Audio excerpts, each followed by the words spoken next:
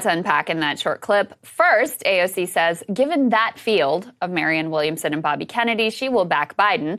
Apparently, AOC has bought into D.C.'s relentless spin that only candidates officially certified as quote-unquote serious by the powers that be are worthy of any consideration.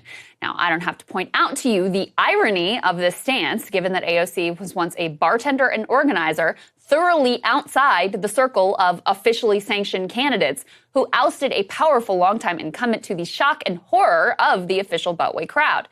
How quickly she has gone from renegade outsider protesting in the speaker's office to cowed insider.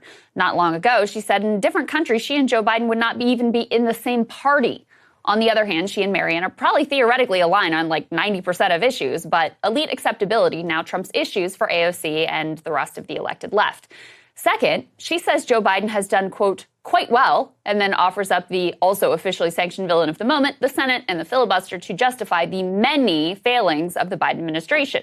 Apparently, quite well, in AOC's estimation, includes accepting a loathsome debt deal, siding with Capitol over workers in a rail strike, abandoning efforts to lift the minimum wage, strengthen unions, widen healthcare access, and a long list of other campaign promises.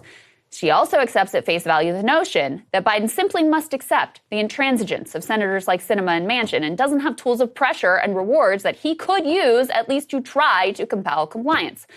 But really, to look at the personal failings of AOC, it's kind of too easy. It's too obvious at this point. The writing of her fall from renegade to player in the game has been on the wall for quite some time now.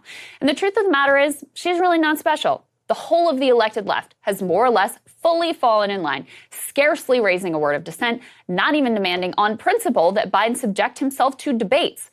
But it's not just the elected left. The whole project of leftism focused on a national level seems to have receded.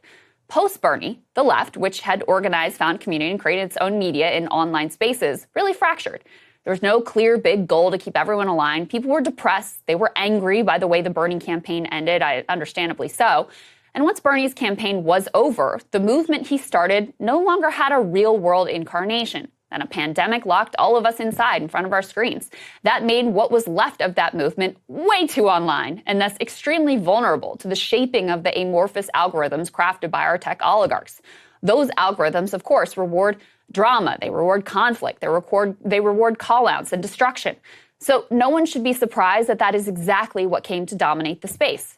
Now, you might hope that people with principles would resist the dopamine fuel of clicks and fake outrage, but we are talking about fallible human beings here. From what I can tell, the whole era is pretty